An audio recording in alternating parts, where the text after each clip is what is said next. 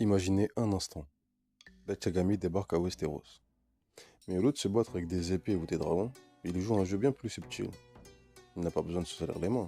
Il utilise son Death Note et son génie pour éliminer ses ennemis et manipuler les événements à son avantage. Ce mec, c'est un stratège pur. Un manipulateur froid qui n'a qu'un objectif. Le trône de fer. Quand la guerre des 5 croix éclate, Light sait exactement comment jouer ses cartes.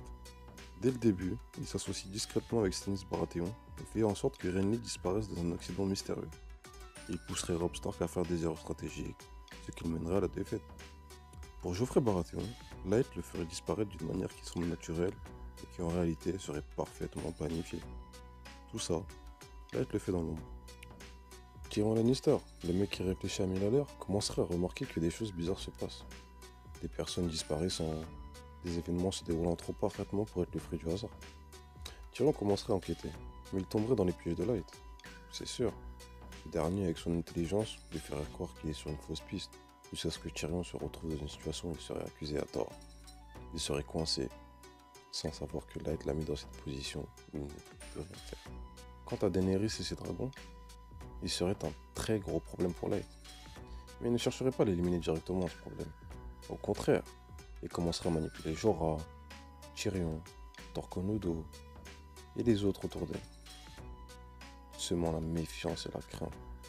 Il jouerait sur leur faiblesse, créant des tensions dans le groupe. Daenerys, à ce moment-là, divisée, serait de moins en moins stable.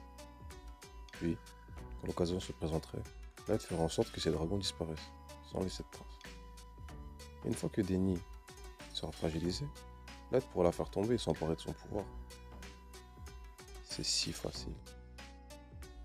Quand les morts vivants arriveraient avec le roi de la nuit, Light y verrait une occasion en or. Il dirigerait Jon Snow et ses alliés vers la menace des morts, tout en manipulant les décisions à l'intérieur du royaume. Il jouerait sur les relations entre Jon, Tyrion, l'armée du Nord ainsi que leurs alliés pour qu'ils prennent des décisions qui affaibliraient leur position. Light en coulisses s'assurait que Jon soit discrédité, voire même éliminé, sans qu'aucun de ses alliés ne sache d'où venait le coup. Le seul à savoir ce qui se passe vraiment, c'est Bran Stark.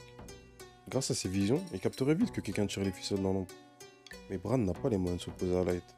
Il sait que quelque chose ne va pas, mais il est trop isolé et vulnérable pour l'arrêter.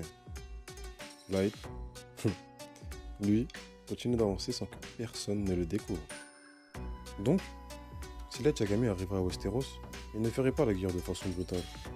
Il utiliserait son génie, ses manipulations et son Death Note pour éliminer ses ennemis sans qu'on le sache. Il resterait dans l'ombre, mais serait celui qui gouvernerait en secret, contrôlant le royaume sans jamais prendre un coup d'épée. Bran Stark serait le seul à savoir qui est derrière tout ça, mais trop faible pour l'arrêter. Au final, Light serait le maître du jeu, et Westeros serait son royaume.